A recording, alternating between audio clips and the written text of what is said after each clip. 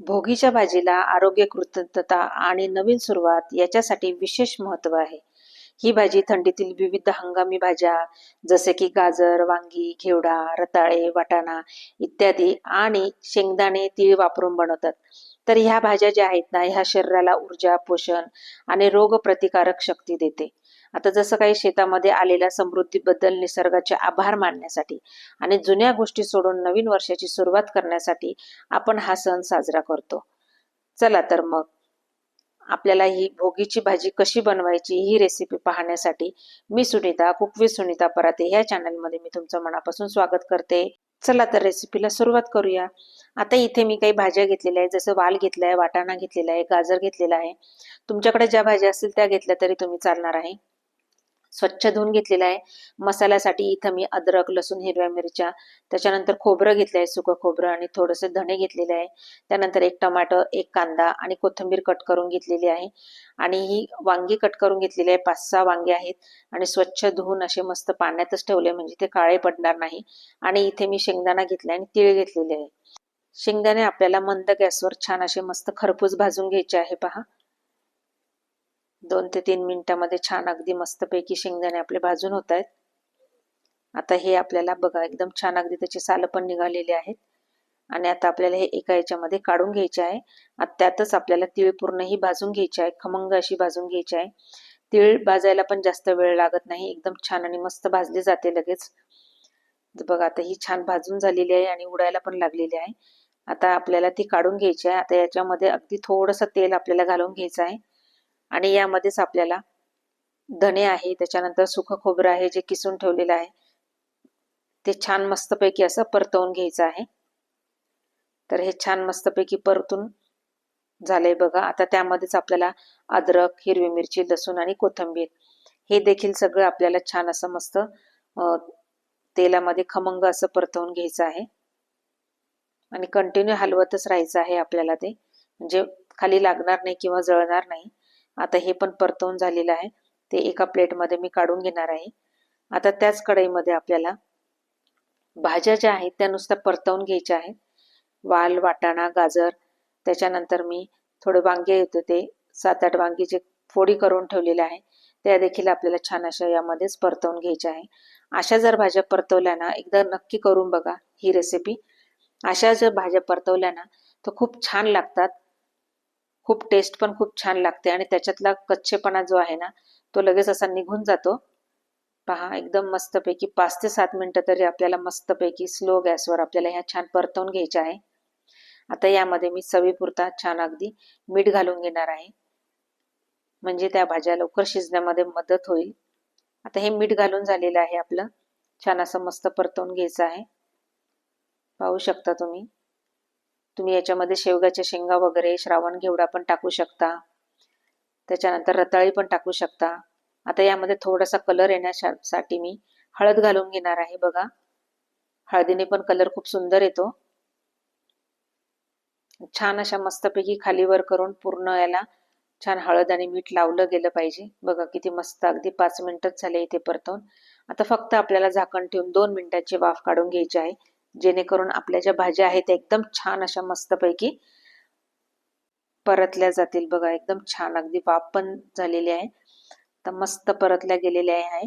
आता आपल्याला हे एकच छान मस्तपैकी प्लेटमध्ये काढून घ्यायचे आहे.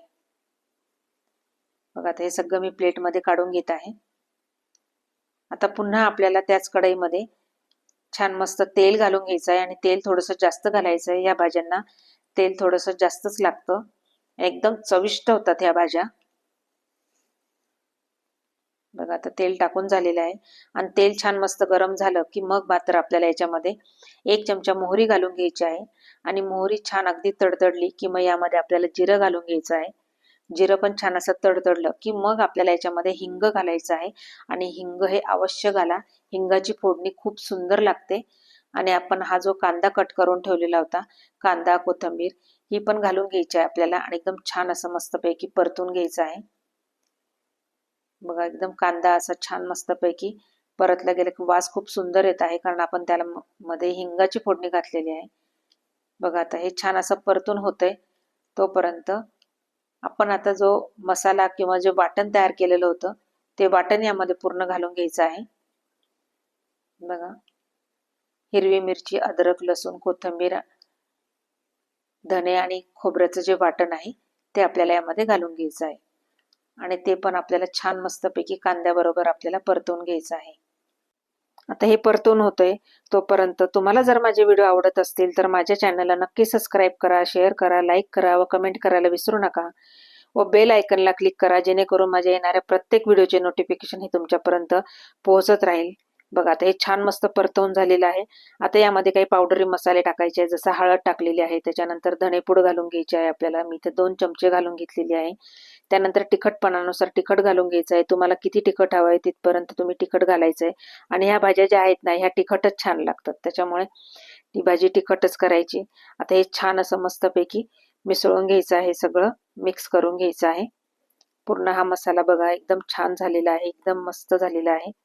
आता हे छान परतून झाल्यानंतर मग मात्र आपल्याला यामध्ये टोमॅटो घालायचा आहे आणि त्यानंतर कोथिंबीर पण घालायची आहे. अगदी थोडी कोथिंबीर मी बाजूला काढून ठेवलेली आहे, म्हणजे सगळ्यात भाजी तयार झाली शेवटी की मग आपल्याला गार्निशिंगसाठी लागणार आहे. बघा, आता हे छान अगदी मस्त परतलं गेलं तर त्यामध्ये आपल्याला चवीपुरता मीठ घालून घ्यायचं आहे. बघा, आणि छान असं मिक्स करून घ्यायचं आहे आपल्याला.